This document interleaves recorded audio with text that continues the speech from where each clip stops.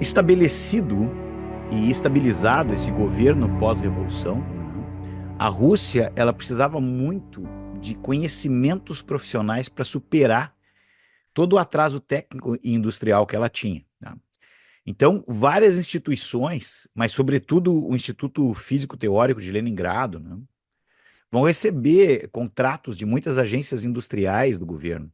As autoridades do partido elas estavam perfeitamente conscientes de que os cientistas eles não eram bolcheviques, mas muitos deles acreditavam que eles deviam ajudar o Estado a modernizar o país, seja qual fosse o tipo de governo ao qual ele estivesse submetido.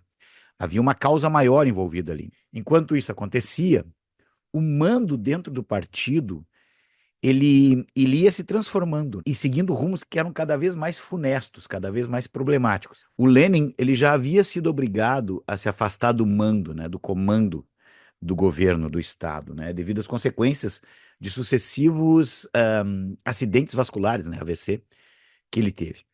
E ele tinha sofrido um primeiro derrame ali em 1922. E em maio do ano seguinte, ele vai ter mais um que vai ser monstruoso, assim, vai acabar com ele. Que vai deixar o Lenin, inclusive, sem poder falar. E isso praticamente vai encerrar a carreira política, porque ele não tem mais como sequer se manifestar politicamente.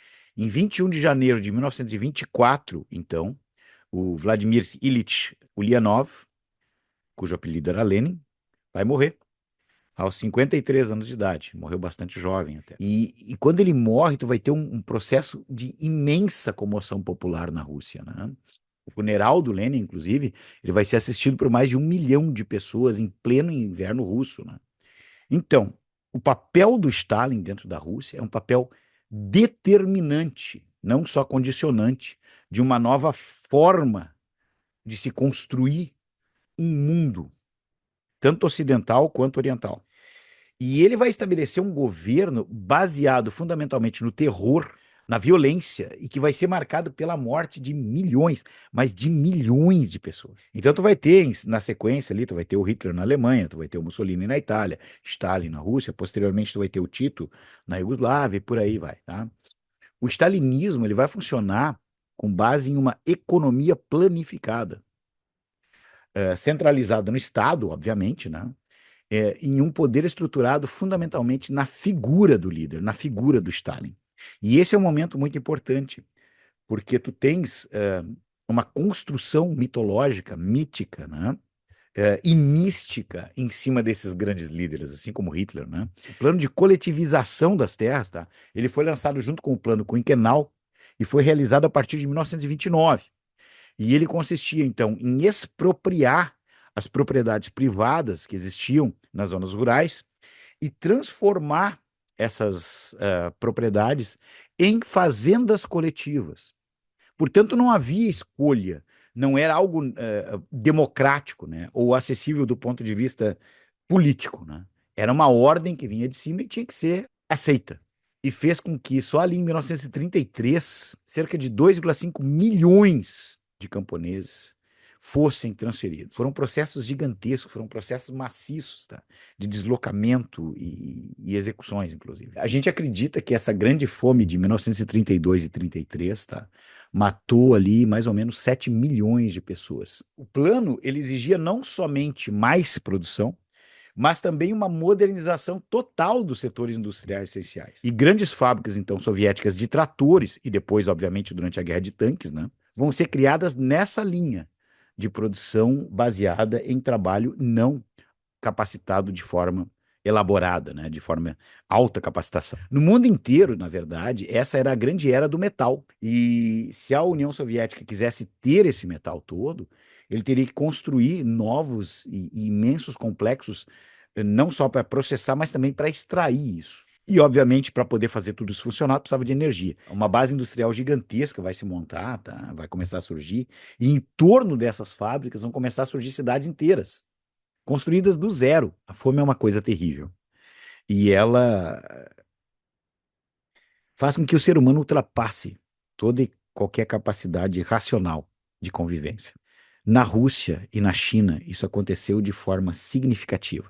Como eu disse, o Stalin estava sempre pronto para eliminar os inimigos, né? E o problema é que para o Stalin todo mundo era inimigo. Começaram julgamentos infindáveis. A maioria dos antigos oposicionistas foram levados para o tribunal.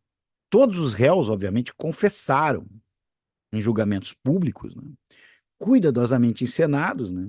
E a maioria foi condenada à morte. Eu não preciso explicar para vocês como é que os caras obtiveram essas confissões. A expansão da população urbana faz também com que milhões de pessoas dos campos migrem para as cidades, porque ali, inclusive, tu tem mais possibilidades de crescimento, né? Agora tem salário, tem coisas modernas que tu não tem no campo, vocês viram o estado da pobreza no campo, que aos poucos também vai melhorar, tá? Mas havia um contraponto, que é o famoso panis et circenses, né? O famoso pão e circo, porque os filmes, a cultura foi muito valorizada. Então, tu tinha filmes, tu tinha música popular, tu tinha rádio, orquestras que proporcionavam um entretenimento de massa. E isso amenizava o problema.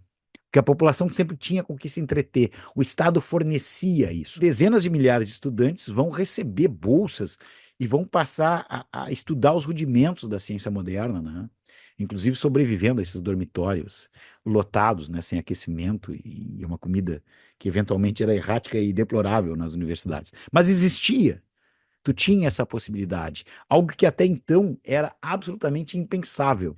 Então, num contexto geral, os planos quinquenais, eles tiveram um sucesso parcial. Foram caóticos, mas deram algum resultado.